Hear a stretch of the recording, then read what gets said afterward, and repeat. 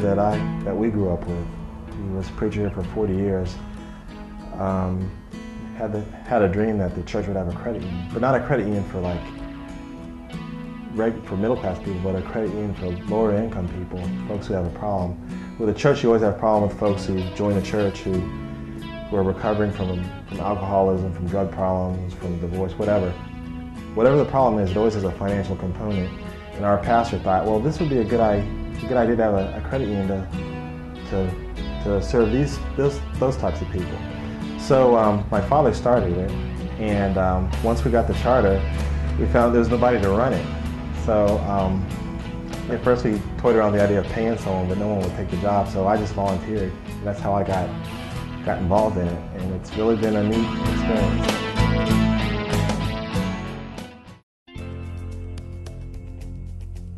Candace came into us about a year ago, and she just said, she was a Section 8 person, and she says, I'm just sick of being on Section 8. I can't stand it. She says, I don't like the impression it gives of being on public assistance. I just want off. I don't care. She says, I'm tired of these people coming into my house telling me what to do. I'm tired of the paperwork, because it's a lot of paperwork. When you're getting a voucher, they always make you certify what you make per year. You got to keep your house up a certain way. She just didn't like it. And she says, what can I do to buy my own house? So I was telling John, I said, well, I don't have really good credit, and I don't think I can afford a home at this time. And he was telling me what steps I needed to take to getting into a home. And I started off by taking credit counseling classes. I went to those, and it was about probably maybe 5 classes I took on how to straighten up my credit. And by doing that, I had to pull my credit report and see what was on my credit report. Her credit was a little poor, but we worked it out, a few loans. A year later, her credit score went up 100 points, and she purchased a home.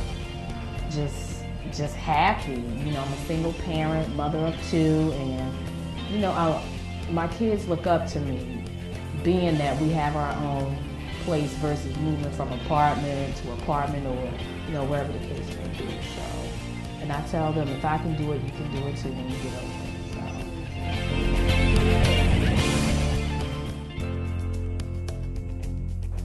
Yeah, she was an interesting case. She came to us in '98.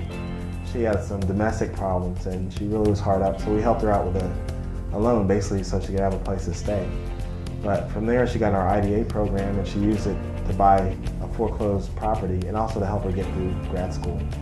After that, after living in a townhouse for about 7 years, it was time for us to upgrade. I wanted to provide the kids with a better environment, so I went to Shiloh, and they had an IDA program. And through that program, I was able to get not only credit counseling, but also additional funds to fix up the house, because I was the second owner of this house, and to some extent it needed some work. So they were able to give me a second.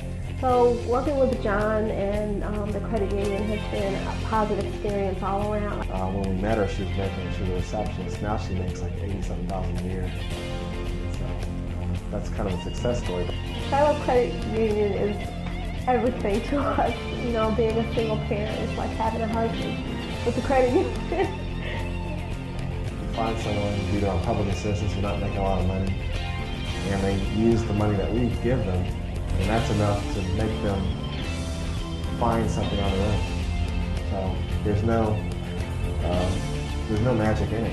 We provide a little bit of money, but that's it. This is not like a welfare type of program. We never stopped for 1 minute and thought about when we started the church and all the decisions we make. They're never really based on money. They're based on what can we do to help someone. We usually try to do something for everybody when they buy a house. For Renee, we are going to buy her some windows for her house. So we figured buying windows for her would be something very tangible and useful. If anything, it'll keep her electric bills lower in the summertime. So you really see that a credit union is an ideal vehicle as ministry to help a community.